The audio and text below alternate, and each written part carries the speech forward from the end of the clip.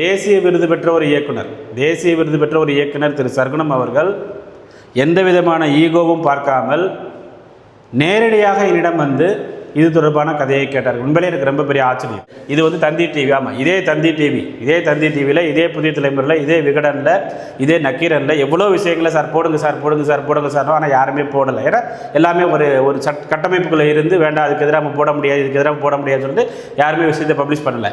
இவர் ஒரு டைரக்டர், இவர் பேசினார்னு உடனே எல்லா டிவியும் நேற்று போட்டாங்க. அதான் சினிமாங்கிறது, அதான் அந்த மீடியம்ங்கிறது வேண்டும். மே 15 இந்த வெப் சீரிஸ் வந்து பார்த்தீங்கன்னா எல்லாருமே வந்து நீங்கள் எல்லாருமே பார்க்கணும். அண்ட் இது வந்து நம்ம நிறைய கதை விவாதத்தில் நம்ம இருந்ததுனால நம்மளுக்கும் வந்து பார்த்திங்கன்னா ஒரு கேரக்டர் கொடுத்துருந்தாங்க, ஒரு 4-5 சீனை நம்மளும் நடிச்சிருக்கிறோம், அதையும் நாம் சொல்ல கடமைப்பட்டிருக்கிறோம். சரி, அப்போ இந்தியா முழுவதுமே வந்து இந்த ஊழல் நிறைந்து கிடைக்கிறது, இந்த ஸ்கேம் நிறைஞ்சிருக்கு. அரசு போட்டித் தேர்வில் வந்து பார்த்திங்க அப்படின்னா ஸ்கேம் இருக்குது, ஊழல் இருக்குது, முறைகேடு இருக்குது, இந்தியா முழுவதும் இருக்குது. வெப் சீரிஸ் எடுக்கும் பொழுது தவறு செய்திருக்கிற அதிகாரிகளை பற்றி நாங்கள் பேசியிருக்கிறோம், காண்பித்திருக்கிறோம், பயிற்சி நிறுவனங்களை காண்பித்திருக்கிறோம், அரசியல்வாதிகளை காண்பித்திருக்கிறோம். இது வந்து பார்த்திங்கன்னா ஒரு முக்கோண காதல் கதை மாதிரி, அதிகாரிகள், அரசியல்வாதிகள், அப்புறமா வந்து பயிற்சி நிறுவனங்கள். அனைவருக்கும் வணக்கம். ஸோ ரொம்ப நாள் கழித்து ஒரு வீடியோவில் நம்ம சந்திக்கிறோம். குரூப் 1 எக்ஸாம் ஊழல் தொடர்பான வெப் சீரிஸ், போட்டித் தேர்வு ஊழலை உடைத்த இயக்குனர் சர்க்குணம் அவர்கள், குரூப் 1 எக்ஸாம் ஸ்கேம், மே 15 அமேசான் பிரைமில் வந்து ரிலீஸ் ஆகுது. ஸோ இது வந்து பார்த்திங்க அப்படின்னா உண்மையிலே இயக்குனர் சர்க்குணம் அவர்களுக்கு மிகப்பெரிய ஒரு பாராட்டுக்கள். 25 வருட காலங்களுக்கும் மேலாக நடைபெறக்கூடிய அரசு நிர்வாகத்தில் நடைபெறக்கூடிய ஒரு ஊழலை வந்து தைரியமாக சொல்லியிருக்கிறாரு அப்படின்னா அவருக்கு வந்து நம்ம வந்து மிகப்பெரிய ஒரு பாராட்டுக்களை தெரிவிக்க நாம் கடமைப்பட்டுள்ளோம். அவருக்கு மட்டுமல்லாமல் இதனை தயாரிக்கக்கூடிய புஷ்கர் காயத்ரி, அதாவது விக்ரம் வேதா படத்தின் இயக்குநர்கள் புஷ்கர் காயத்ரி மேடம், அவங்களுக்கு வந்து பார்த்திங்கன்னா நம்ம வந்து மிகப்பெரிய ஒரு பாராட்டுகளை தெரிவிக்க கடமைப்பட்டுள்ளோம். ரொம்ப முக்கியமாக இதில் நடத்தியிருக்கக்கூடிய கம்பேக் கொடுத்துருக்கிற அப்பாஸ் அவர்கள், அப்புறம் லீட் ரோல் எடுத்து பண்ண துஷாரா விஜயன். ஸோ நம்ம இதில் எதுக்காக இதெல்லாம் நம்ம சொல்கிறோம் அப்படின்னு சொல்லி கேட்டிங்கன்னா, அதாவது ஒரு கட்ட பஞ்சாயத்து பண்ணுறவங்க, ஒரு கான்ட்ராக்ட் எடுக்கிறவங்க நிறையா வந்து பார்த்திங்கன்னா சம்பாதிப்பாங்க, போவாங்க, வருவாங்க, அதுதான் வெளியில் தெரியுது. பட் அவர்களுக்கு அதிகாரம் அளிக்கக்கூடிய, கையெழுத்தை போடக்கூடிய அதிகாரிகள், அந்த அதிகாரிகளை தேர்ந்தெடுக்கக்கூடிய அமைப்புகள், இவங்க எவ்வளோ சம்பாதிக்கிறாங்க, என்ன செய்கிறாங்க, ஏது செய்கிறாங்க, அதையெல்லாம் வந்து பார்த்திங்கன்னா அதனால் சமூகத்தில் ஏற்படக்கூடிய ஒரு அநீதி, இது எல்லாமே வந்து பார்த்திங்கன்னா ரொம்ப அழகாக இயக்குனர் சர்க்குணம் அவர்கள் வந்து பார்த்திங்கன்னா இதில் சொல்லியிருக்கிறாங்க. பட்டுக்கோட்டையிலிருந்து அந்த பேராவூர் அந்த சைடு சின்ன கிராமத்திலிருந்து வந்தவர், அவருக்கு இருக்கக்கூடிய ஒரு சமூக அக்கறை. ஏன்னா இந்த விஷயத்தை யாருமே பேச மாட்டாங்க. நம்ம வந்து தொடர்ந்து யூடியூப்பில் பேசியிருக்கிறோம், அப்புறம் பிரிண்ட் மீடியா நிறைய விஷயங்களை பேசியிருக்கிறோம். ஆனால் வந்து இது ஒரு திரைப்படமாக எடுத்து, ஒரு வெப் சீரிஸாக எடுத்து, ஒரு 25 வருடங்களாக நம்ம எல்லாரையும் ஊழல் பண்ணாங்கன்னு நம்ம சொல்லலை. ஒரு 50% நல்லவங்களும் இருக்கிறாங்க, நியாயமாக எக்ஸாம் எழுதி போனவங்களும் இருக்கிறாங்க. ஸோ அப்படி இருக்கும்போது ஒரு 25 வருட காலமாக ஊழல் நடக்குது அப்படின்னா அது வந்து இன்னும் 25 ஆண்டு நிர்வாகத்தை சீர்குலைக்கும். ஒட்டுமொத்தமாக ஒரு அரை நூற்றாண்டு நிர்வாகம் கேள்விக்குறியாகும்.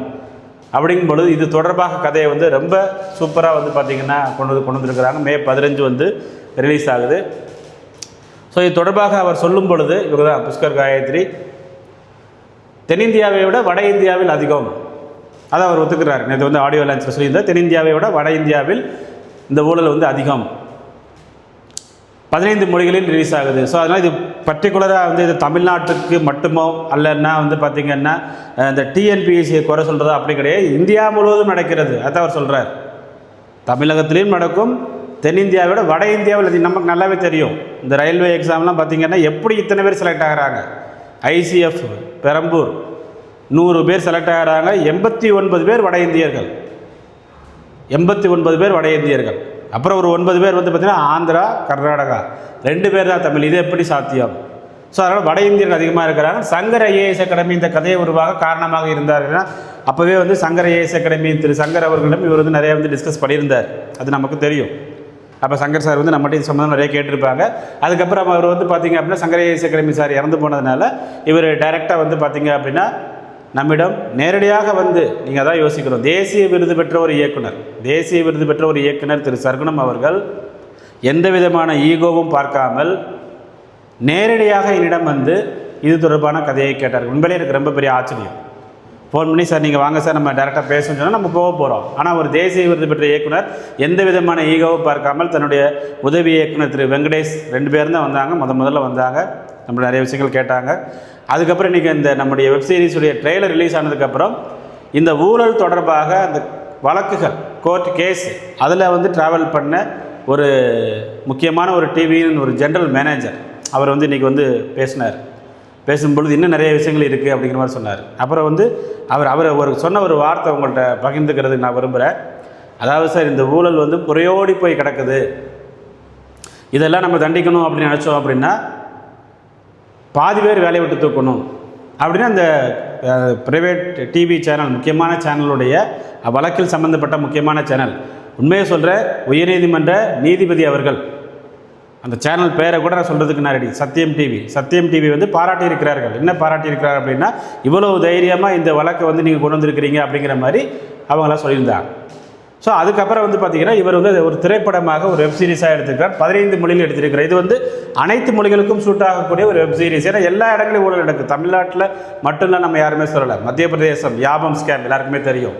கர்நாடகாவில் தாலி பாக்கியா அப்படின்னு ஒரு திட்டம், தாலி பாக்கியா அப்படிங்கிற ஒரு திட்டம், இது 10 வருஷத்துக்கு முன்னாடியே பேப்பர்லேயே வந்துச்சு, பெரிய விஷயமா பேசினாங்க. அதாவது பெரிய இடத்து பசங்க அவங்க பொண்ணுங்களுக்கு வந்து பார்த்திங்கன்னா கல்யாணம் ஏதோ நின்றுச்சு, இல்லைனா விவாகரத்து, அந்த மாதிரி அந்த பசங்களை அந்த பொண்ணுகளை கல்யாணம் பண்ணோம்னா குரூப் 1 லெவல் போஸ்ட் கொடுக்குறோம். இதெல்லாம் வந்து இந்து பேப்பர்லேயே வந்து போட்டிருந்தாங்க. அந்த அளவுக்கு இந்தியா முழுவதும் நடக்கக்கூடிய அந்த போட்டித் தேர்வு அப்படிங்கிற ஒரு ஊழல், இதை பேசுவதற்கு தைரியம் வேண்டும். ஏன்னா இந்த போட்டித் தேர்வு ஊழல் என்பது ஒரு சாதாரண நபர் செய்வது கிடையாது. இது வந்து பார்த்திங்க அப்படின்னா பவர்ஃபுல் பீப்புள், அவங்க வந்து அதிகாரிகளாக இருக்கலாம், அமைச்சர்களாக இருக்கலாம், அரசியல்வாதிகளாக இருக்கலாம், பெரிய பெரிய இண்டஸ்ட்ரியலிஸ்டாக இருக்கலாம், பவர்ஃபுல் பீப்புள். அந்த பவர்ஃபுல் பீப்புளை நடக்கக்கூடிய அந்த முக்கியமான விஷயங்களை வெளியே சொல்கிறது அப்படிங்கிறது ஒரு திரைப்படமாக எடுக்கிறதுக்கு ஒரு தனியான ஒரு கட்ஸ் வேணும், மிகப்பெரிய ஒரு அதாவது யாருக்கும் நான் பயப்பட மாட்டேன் அப்படிங்கிற ஒரு எண்ணம் கொண்டவரால் மட்டும்தான் இந்த திரைப்படத்தை வெப்சீரிஸ் எடுக்க முடியும். அதற்கு இயக்குனர் சர்க்குணம் அவர்களுக்கு வந்து பார்த்திங்க அப்படின்னா மிகப்பெரிய பாராட்டுகள். ஏனென்றால் நிறைய விஷயங்கள் நம்ம சொல்லியிருக்கிறோம். நம்ம இந்த டிவியில் சார் இந்த நியூஸை போடுங்க சார், இந்த பிரிண்ட் மீடியா இதை சொல்லுங்கள் சார் யாருமே வந்து பார்த்துட்டு வேண்டாம், இது நம்ம டச் பண்ண முடியாது, இது நம்ம செய்யக்கூடாது, இது வந்து பெரிய பிரச்சனை அப்படின்னு சொல்லிட்டு இருக்கிற காலகட்டத்தில் நான் இதை வந்து 10 வருஷத்துக்கு முன்னாடி பிளான் பண்ணியிருக்கிறாரு. அதான் ரொம்ப முக்கியமான விஷயம். நம்ம சங்கர் சார் உயிரோடு இருக்கும்பொழுதே பிளான் பண்ணியிருக்கிறாரு. அதுக்கப்புறம் நிறைய டிஸ்கஷன் பண்ணி அப்புறம் வேறு ப்ராஜெக்டில் போயிட்டு மீண்டும் வந்து வரும்பொழுது வந்து பார்த்திங்க அப்படின்னா நம்ம வந்து நிறைய டிஸ்கஸ் பண்ணாங்க. நம்ம அதெல்லாம் சொல்கிறோம். இதில் வந்து பார்த்திங்க அப்படின்னா தென்னிந்தியாவோட வட இந்தியாவில் படத்தில் தவறு செய்திருக்கக்கூடிய அதிகாரிகள், பயிற்சி நிறுவனங்கள், அரசியல்வாதிகள் ஆகியோரை காண்பித்திருக்கிறோம். பாருங்க, இவர் வந்து நேற்று அந்த ப்ரெஸ் மீட்டில் இவ்வளவு தைரியமாக ஓப்பனாக ஒருத்தர் பேசுகிறாரு. அதுவும் வந்து இந்த அரசு பணிக்கான அந்த முறைகேடுகள் தொடர்பாக ஒரு விஷயங்கள் ஒரு வெப்சீரிஸ் எடுக்கும் பொழுது தவறு செய்திருக்கிற அதிகாரிகளை பற்றி நாங்கள் பேசியிருக்கிறோம், காண்பித்திருக்கிறோம், பயிற்சி நிறுவனங்களை காண்பித்திருக்கிறோம், அரசியல்வாதிகளை காண்பித்திருக்கிறோம். இது வந்து பார்த்திங்கன்னா ஒரு முக்கோண காதல் கதை மாதிரி, அதிகாரிகள், அரசியல்வாதிகள், அப்புறமா வந்து பயிற்சி நிறுவனங்கள், அது வந்து ரொம்ப ஓப்பனாக வந்து பேசியிருக்கிறாரு. ஸோ இந்த அளவுக்கு கதை சொல்லுவாங்களே, இவர் வந்து கிராமத்துலேருந்து வந்தவர் வந்து எதுக்கும் பயப்பட மாட்டாண்டா அப்படின்னு சொல்லுவாங்க பார்த்தீங்களா, அதற்கு மிக சிறந்த உதாரணமாக அவர் வந்து நம்ம வந்து எடுத்துக்கலாம். அண்ட் இது வந்து நம்ம நிறைய கதை விவாதத்தில் நம்ம இருந்ததுனால நம்மளுக்கும் வந்து பார்த்திங்கன்னா ஒரு கேரக்டர் கொடுத்துருந்தாங்க, ஒரு 4-5 சீனை நம்மளும் நடிச்சிருக்கிறோம், அதையும் நாம் சொல்ல கடமைப்பட்டிருக்கிறோம். அண்ட் ரொம்ப முக்கியமாக 3 கதாபாத்திரங்கள், திரு அப்பாஸ் அவர்கள், அப்புறமா வந்து பார்த்திங்க அப்படின்னா நம்முடைய துஷாரா விஜயன் அவர்கள், அதிதி பாலன் அவர்கள், இவங்கெல்லாம் வந்து பார்த்திங்கன்னா போட்டி நடிச்சிருக்கிறாங்க அப்படிங்கிற மாதிரி சொன்னாங்க. நமக்கு நல்லாவே தெரியும், அப்பாஸ் ரொம்ப வருஷம் கழிச்சு ஒரு ரீஎன்ட்ரி கொடுக்குறாரு அப்படின்னா சும்மா சாதாரணமாக வரமாட்டார். எல்லாருக்கும் பிடித்த ஒரு சாக்லேட் பாய் அப்படி சொல்லக்கூடிய ஒருத்தர்.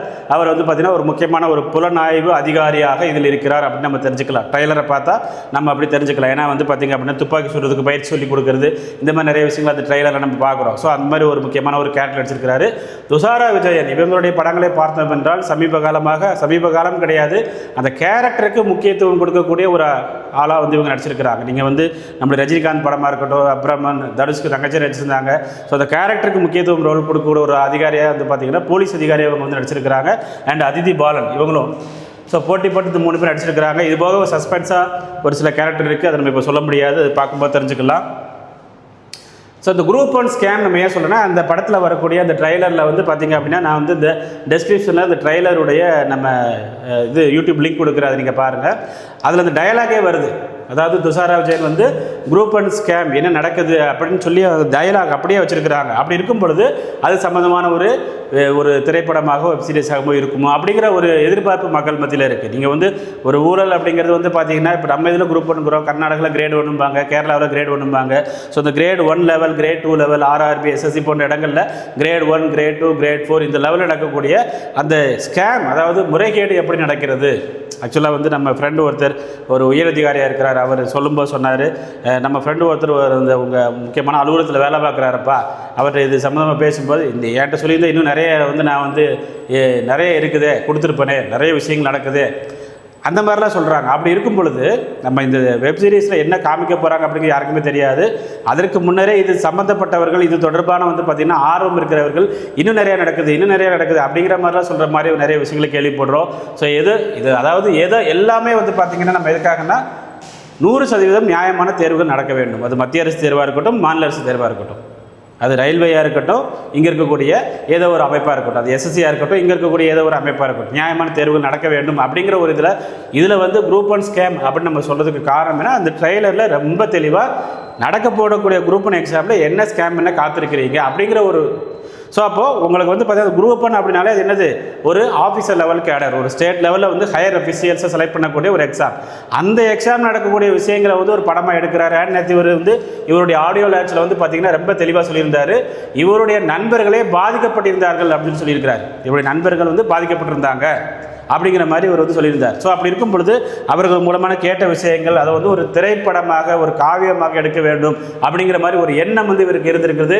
உண்மையை சொல்கிறேன், இவர் வந்து உண்மையை சொல்லணும் அப்படி எனக்கு தெரிஞ்சு காலேஜ் போய் படிச்சிருக்காரான்னு தெரியல. அதுதான் ரொம்ப முக்கியமான விஷயம். சமூகத்தில் நடக்கக்கூடிய ஒரு அவலங்களை இந்த மாதிரி ஒரு விஷயத்தை கொண்டு வரணும் அப்படிங்கிறது வந்து பார்த்திங்கன்னா அப்படின்னா அதுக்கு ஒரு தைரியம் வேண்டும். மீண்டும் நம்ம அதை சொல்கிறோம், இது என்னடா இவர் ரொம்ப வந்து ஐஸ் வைக்கிறானே போகிறானே அப்படிலாம் கிடையவே கிடையாது. நம்மளாம் நிறைய போராடி இருக்கிறோம், நிறைய வந்து பேசியிருக்கிறோம், 10 வருஷமாக பேசியிருக்கிறோம், ஆனால் எதுவுமே நடக்கலை. ஆனால் அவர் வந்து ஒரு திரைப்படம் மூலமாக வெளில கொண்டு திரைப்படம் அப்படிங்கிறது சாதாரண ஒரு சக்தி கிடையாது. இது வந்து தந்தி டிவி, ஆமாம் இதே தந்தி டிவியில் இதே புதிய தலைமுறையில் இதே விகடனில் இதே நக்கீரனில் எவ்வளோ விஷயங்களை சார் போடுங்க சார் ஆனால் யாருமே போடலை. ஏன்னா எல்லாமே ஒரு கட்டமைப்புக்குள்ளே இருந்து வேண்டாம் அதுக்கு எதிராக நம்ம போட முடியாது, இதுக்கு எதிராக போட முடியாதுன்னு சொல்லிட்டு யாருமே விஷயத்தை பப்ளிஷ் பண்ணலை. இவர் ஒரு டைரக்டர், இவர் பேசினார்னு உடனே எல்லா டிவியும் நேற்று போட்டாங்க. அதான் சினிமாங்கிறது, அதான் அந்த மீடியம்ங்கிறது. ஸோ அப்படி இருக்கும் பொழுது தன்னுடைய திரை பயணத்தில் வந்து ஒரு முக்கியமான மைல்கல்லாக இது இவருக்கு இருக்கும், மகுடம் சுட்டும் மைல்கல்லாக இருக்கும் அப்படிங்கிறதுல எந்த விதமான சந்தேகமும் கிடையாது. குரூப் ஒன் ஸ்கேம் அண்ட் இது மாதிரி நிறைய கோட் வேர்டெல்லாம் வந்து அவங்க இதில் யூஸ் பண்ணியிருக்கிறாங்க. போட்டித் தேர்வு, வேலை உத்தரவாதம், ரகசிய ஒதுக்கீடு, இடஒதுக்கீடு நம்ம கேள்விப்பட்டிருப்போம். அது என்ன ரகசிய ஒதுக்கீடு, ஏன்னா எல்லாத்தையும் டேரெக்டாக சொல்ல முடியாது. ஸோ அந்த மாதிரி ஒரு சில கோட் வேர்ட்ஸ்லாம் யூஸ் பண்ணியிருப்பாங்க. நிச்சய அரசு வேலை, ஓகே. ஸோ தி எக்ஸாம் இது படமாக ரிலீஸ் ஆகலையா அப்படின்னு நிறைய பேர் வந்து கேட்குறாங்க. படமாக கிடையாது, அமேசான் பிரைமில் வந்து ஒரு வெப் சீரிஸாக ரிலீஸ் ஆகுது. மே 15 7 எபிசோடு மொத்தமாக வந்து பார்த்திங்க அப்படின்னா 7 எபிசோடு 15 மொழிகளில் ரிலீஸ் ஆகுது. 15 மொழிகளுக்கும் சூட்டபிளான ஒரு படம். இது வந்து தமிழ்நாட்டுக்கோ கர்நாடகாவுக்கோ கேரளாவுக்கோ மட்டும் தனித்துவமான ஒரு படம் கிடையாது, ஒரு வெப் சீரிஸ் கிடையாது. 15 மொழிகளுக்கும் தொடர்பான ஒரு வெப் சீரிஸ். அப்போ இந்தியா முழுவதுமே வந்து இந்த ஊழல் நிறைந்து கிடக்கிறது, இந்த ஸ்கேம் நிறைஞ்சிருக்கு. அரசு போட்டித் தேர்வில் வந்து பார்த்திங்க அப்படின்னா ஸ்கேம் இருக்குது, ஊழல் இருக்குது, முறைகேடு இருக்குது, இந்தியா முழுவதும் இருக்குது. அதை தான் வந்து பார்த்திங்க அப்படின்னா இவர் வந்து ஒரு திரைப்படமாக அதாவது ஒரு வெப் சீரிஸாக எடுத்துருக்கிறாரு. அதில் ரொம்ப முக்கியமாக அவர் சொல்கிறது என்ன அப்படின்னு சொல்லி கேட்டிங்க அப்படின்னா, உங்களுக்கு வந்து இந்த வட இந்தியாவில் அதிகம், இது வந்து ரொம்ப கோடிட்டு காட்ட வேண்டிய ஒன்று. வட இந்தியாவில் அதிகம் இச்சம்பவங்கள் தென்னிந்தியாவை விட வட இந்தியாவில் அதிகம் நடைபெறுகிறது. இது அனைவருக்கும் தெரிந்த ஒன்று தான். நம்ம நிறைய பார்க்குறோம், நிறைய விஷயங்கள் வந்து பார்த்திங்கன்னா பேப்பரில் படிக்கிறோம், வியாபம் ஸ்கேம் அது நிறைய விஷயங்கள் பார்த்தோம். ஸோ எது எப்படியோ இதை போன்ற ஒரு சில முக்கியமான காவியங்களால் அந்த ஒரு சமூகத்தில் ஒரு மாற்றம் நிகழ வேண்டும் அப்படிங்கிறதா அனைவருடைய எண்ணம். கஷ்டப்பட்டு படிக்கிறவங்களுக்கு வேலை கிடைக்கணும். ஏன்னா அதில் வந்து ஒரு டைலாக் நம்ம பார்த்தோம், லட்சக்கணக்கான மாணவிகள் கஷ்டப்பட்டு படிக்கிறாங்க அப்படிங்கிற ஒரு டைலாக்கு. அதுக்கப்புறம் வந்து பார்த்திங்க அப்படின்னா இதில் வந்து இந்த டைலாக் அது பார்க்கும் பொழுது வந்து ஒரு முக்கியமான விஷயம் தெரியுது. என்ன தெரியுது அப்படின்னு சொல்லி கேட்டிங்க அப்படின்னா, இந்த ட்ரெய்லரை பார்க்கும் பொழுது இவங்க வந்து ஒரிஜினலாக செலக்ட் ஆன டிஎஸ்பி, இவங்களை வந்து இவங்க கடத்திட்டாங்க அப்படிங்கிற மாதிரி ஒரு ட்ரெய்லர். அது இதில் அப்படி எப்படி ஒரு டிஎஸ்பியே கடத்திட்டு எப்படி நீ சும்மா இருக்க முடியுமா அப்படிங்கிற மாதிரி இவங்க கேட்குற மாதிரி ஒரு டைலாக்லாம் அதில் வந்துச்சு. ஸோ அப்போ என்ன அப்படின்னா வந்து இது வந்து அதுக்கப்புறம் இன்னொரு முக்கியமான ஒரு டைலாக் வந்து இவங்க வந்து பேசுகிறாங்க. அதாவது பாலுக்கும் தோலுக்கும் உனக்கு வித்தியாசம் தெரியல, வாளுக்கும் தோலுக்கும் உனக்கு வித்தியாசம் தெரியல. அதாவது என்னென்னா வந்து எங்கேயோ உலகம் போயிட்டுருக்கு, இது நீ வந்து தேவையில்லாத விஷயத்துல தலையிடுற இந்த மாதிரி வந்து பார்த்திங்கன்னா இவங்க வந்து இவங்களை மிரட்டுற மாதிரி அந்த நிறைய சீன்லாம் அந்த இது வந்துச்சு. அது நீங்கள் கண்டிப்பாக பாருங்கள். ஸோ இதெல்லாம் எதுக்காக நம்ம சொல்கிறோம் அப்படின்னா, நிறைய பேர் வந்து பார்த்திங்கன்னா இதுக்கு எதிராக வந்து கடந்த காலங்களில் போராடி இருக்கிறாங்க. அது வந்து மாநில அரசு தேர்வாக இருக்கட்டும், மத்திய அரசு தேர்வாக இருக்கட்டும். அப்போ அந்த போராடுறவங்க, அதுக்கு எதிராக பேசுகிறவங்க, அதாவது அந்த முறைகேடுக்கு எதிராக பேசுகிறவங்களுக்கெல்லாம் வந்து மறைமுகமாக என்ன வரும் அப்படின்னா மிரட்டல் வரும். அந்த மிரட்டலை தான் வந்து இந்த மீடியாவில் வந்து, அதாவது இந்த வெப்சீரிஸில் வந்து இவங்களை பார்த்து மிரட்டுறாங்க. ஸோ இதெல்லாம் ஒவ்வொருத்தரும் கடந்து வந்த பாதைகள், இந்த போட்டித் தேர்வு உலகத்தில் இருக்கக்கூடிய ஒவ்வொருத்தரும் கடந்து வந்த பாதைகள். அதனால் வந்து அது எதுக்குமே பயப்படாமல் இது ரொம்ப சிம்பிளாக வந்து பார்த்திங்கன்னா சொல்லியிருக்கிறாங்க. இவர்கிட்டையுமே ஒரு கேள்வி கேட்டிருக்கிறாங்க நேற்று ஆடியோ லான்ச்சில், எதுவும் மிரட்டல் வந்ததான்னு கேட்டிருக்கிறாங்க. இது வரைக்கும் ஒன்றும் வரல. இனிமேல் இது வந்து ஒரு காவியம், இது வந்து கற்பனை கதை. இது வந்து பர்டிகுலராக இவங்க யாருமே நம்ம சொல்ல முடியாது. ஒரு கற்பனை கதை அப்படின்னு சொல்லி கடைசி முடிக்கும் பொழுது எல்லாத்துக்கும் தெரிஞ்ச விஷயம் தான், எல்லாத்துக்கும் எவிடன்ஸ் இருக்குது அப்படிங்கிற மாதிரி கூட சொல்லியிருந்தாங்க. இதே எப்படியே இது வந்து போட்டித் தேர்வு ப்ரிப்பேர் பண்ணக்கூடிய அந்த தேர்வுகளிலேயே வந்து பார்த்திங்கன்னா ஒரு மிகப்பெரிய, அதாவது என்னென்னா ஓகே இப்படிலாம் நடந்திருக்கு, இப்போ நடக்குதுன்னு நான் சொல்லலை, இப்போ வந்து திருந்தி இருக்கிறது.